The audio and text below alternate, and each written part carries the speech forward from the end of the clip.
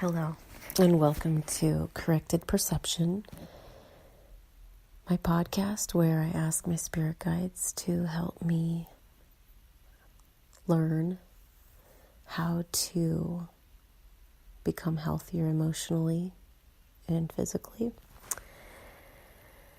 So right now, it's late at night and I'm ready to go to sleep, but I can't stop thinking about the morning and how I lately have been very consciously falling into some old patterns with breakfast. Like I wake up and the kids are there and I just immediately feel disappointed about my life. I just wish I could wake up and have 2 hours by myself, and it never happens. I'm too tired to get up. And the kids are up before me, and I just feel like I'm dragged out of bed. I'm dragged downstairs. The kitchen isn't clean. And I have to face my day ready or not. And I just want things to shift tomorrow. I just want to, if I am too tired to get out, how to get out of bed before them? How do I change this? Because part of me, so I'm kind of playing it out in my head, like, what are the thoughts that I think when I just give up on my new habits that I want to make and I fall into my old routine? Part of my thoughts are, I just need this comfort food to get through this moment, because this moment is the most important. Like, not feeling terrible in this moment is the most important thing. But I want to change my body, and I know that I need to change my habits.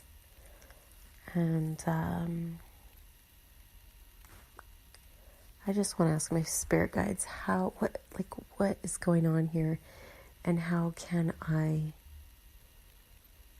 make this change happen tomorrow and start to feel some confidence about taking charge of my morning routine, even if I can't wake up before them, or the last channeling I tried to address this. My guide said set intention, and that was a good place to start. So what's the next step?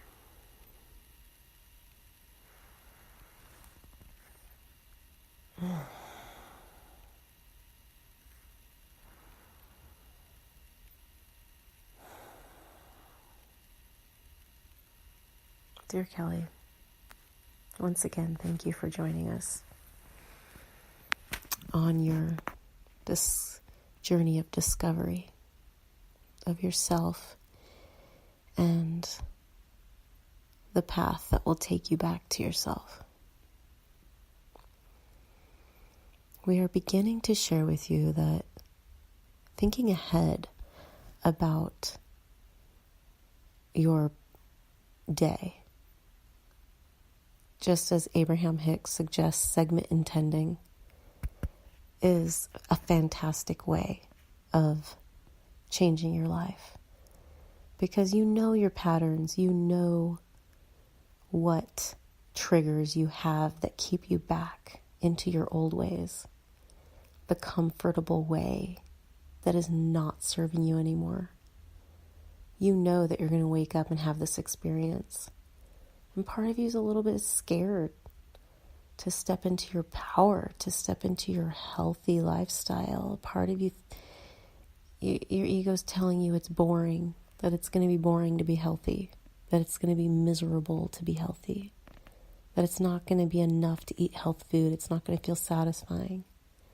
Another part of you remembers it's incredibly satisfying to eat healthy. You feel stronger, you feel more level all day. And then you're pulled back by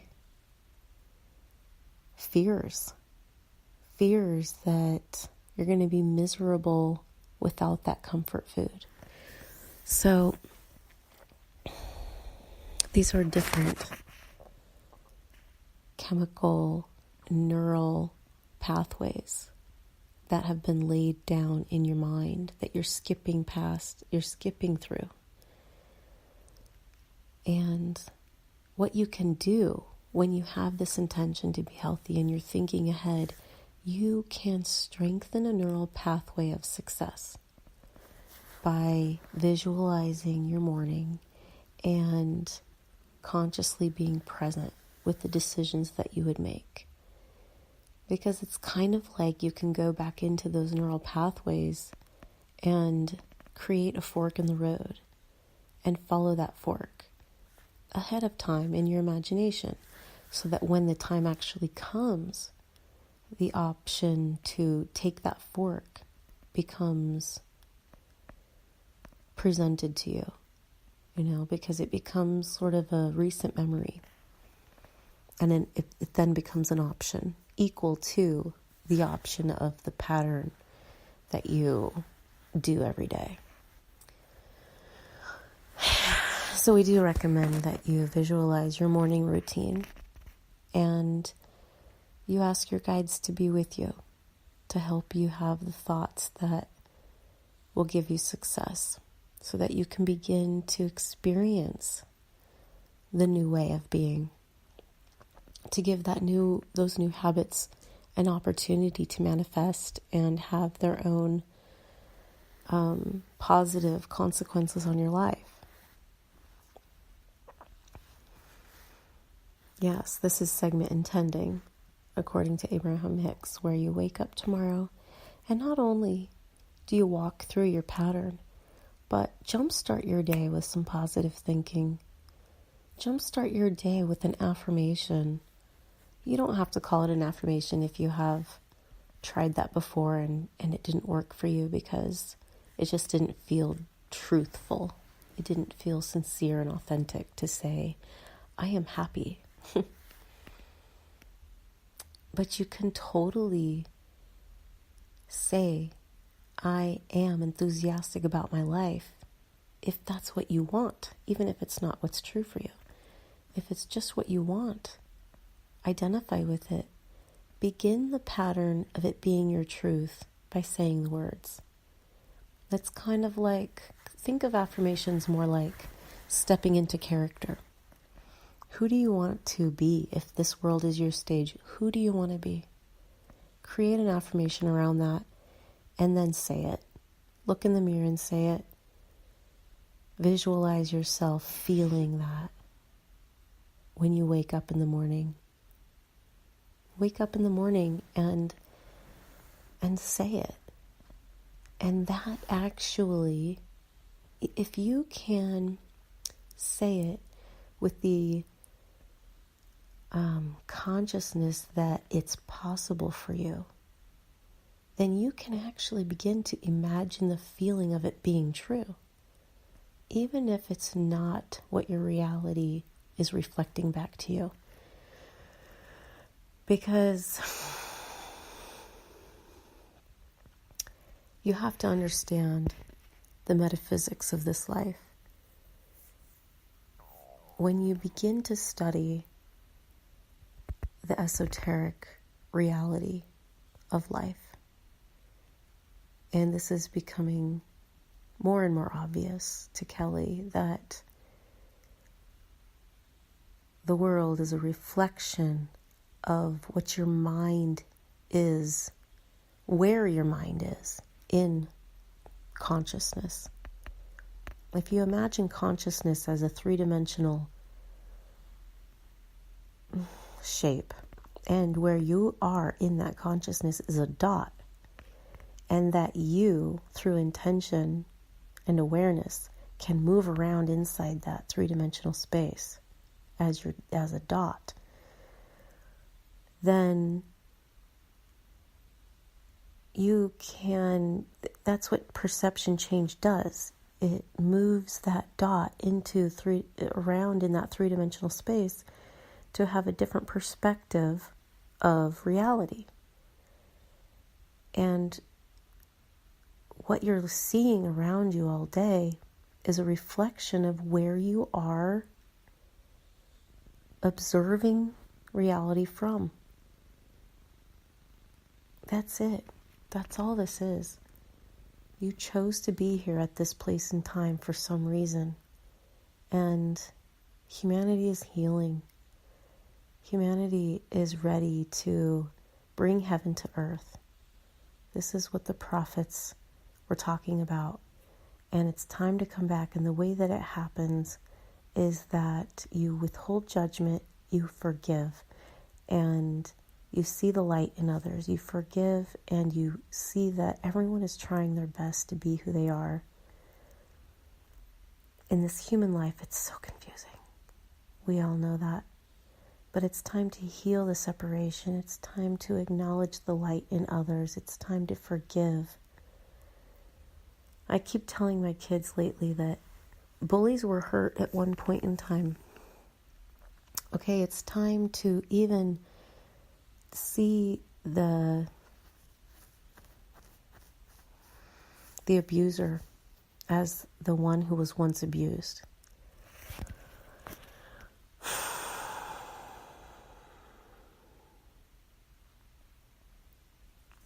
And where I'm going with this is that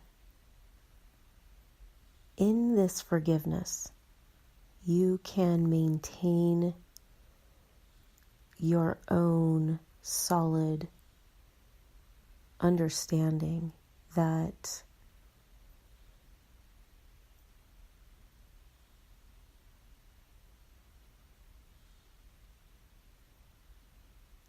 man, where was I going with that?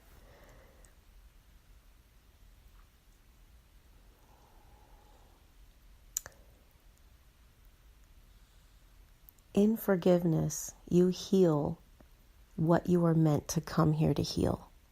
We all stepped into this soul not so that we could be the wealthiest or the most famous or even the person who just has an easy life. We came here to heal the past. We came here to join what was separate. And that's what will bring us a healed perspective. And as that perspective heals, yeah, it becomes easier. So,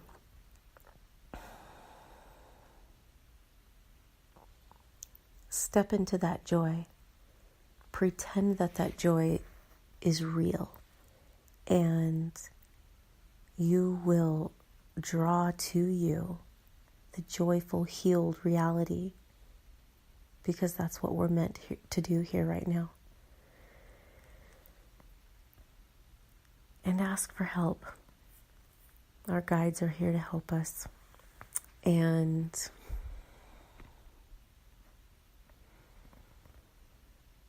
the answers will come. The answers will come. The strength will come. The solid ground under your foot will show up as you take the step. So, wake up optimistic, even if you're just faking it. Wake up, imagine that you're happy and that your life becomes the best ecstatic experience that you can imagine. And see how far you elevate yourself that day, tomorrow. Give it a shot. Namaste.